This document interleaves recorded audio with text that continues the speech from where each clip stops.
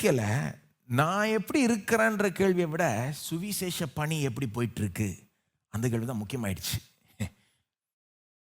அவங்களுடைய தனிப்பட்ட நலனை விட சுவிசேஷ பணி நல்லா போயிட்டு இருக்கா, அதான் முதல் கேள்வியா ஆயிடுச்சு. இப்படி சொல்றேன், சுவிசேஷத்தினுடைய சக்சஸ் அவங்க தனிப்பட்ட வசதியை காட்டிலும் சக்சஸை காட்டிலும் முக்கியமாயிடுச்சு.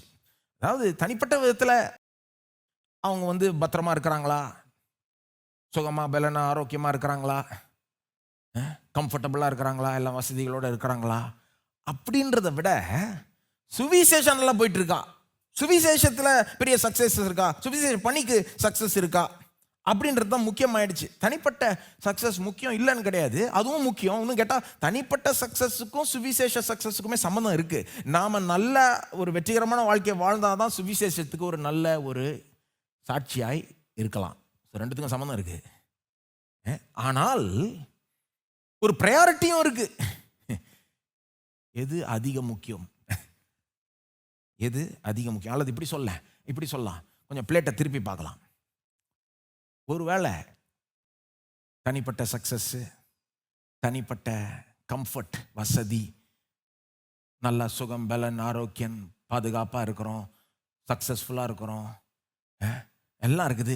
ஆனால் சுவிசேஷ பணி அது அடிபடுதுன்னா சந்தோஷமா இருக்க முடியுமா?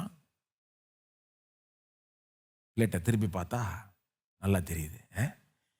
பவுலுக்கும் பிலிப்பியர்களுக்கும் என்னன்னா, இந்த தனிப்பட்ட ஏரியாவில், அதாவது பர்சனல் லைஃப்பில், அதாவது அவங்க பத்திரமா இருக்காங்களா, சுகமாக இருக்கிறாங்களா, அவங்க வெற்றிகரமாக இருக்காங்களா, அதாவது உலகத்தின் பார்வையில் ஒரு கண்ணியமாக இருக்காங்களா, இதிலெல்லாம் கொஞ்சம் அடி வாங்கினா கூட சுவிசேஷம் பண்ணி நல்லா போயிட்டு இருக்குன்னா அதை கண்டே அவங்க சந்தோஷப்படுறாங்க.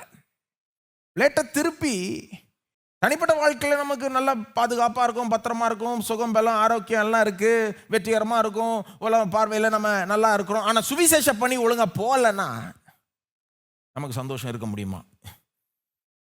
இவங்க ரெண்டு பேருக்கும் ப்ரையாரிட்டிஸ் வேறு மாதிரி ஆயிடுச்சு. அதாவது ரெண்டுமே முக்கியம். பவுல் வெளியே வரதும் முக்கியம், அவர் வெளியே வரதான் பார்த்துக்கிட்டு இருக்கார். Christianity it is not a self inflicting religion. அதாவது நம்ம மேலேயே நம்ம பாடுகளை போட்டுக்கிற ஒரு மார்க்கம் கிடையாது. என்னையே நான் கஷ்டப்படுத்திக்கிறேன் பார், கட்டுகளை போட்டுக்கிறேன், அப்படிப்பட்ட ஒரு மார்க்கமே கிடையாது. வெளியே வரதான் பார்க்குறேன். இன்னும் கேட்டால் போன வாரம் பார்த்தோம்ல, இந்த பகுதியிலே வெளியே கண்டிப்பாக வருவேன்றார், உங்கள் நலனுக்காகவே நான் வருவேன் அப்படின்றாரு. ஆனால் ப்ரையாரிட்டின்னு இருக்குது. ப்ரையாரிட்டின்னு வரும்போது விசுவாசிகளுக்கு இது நம்ம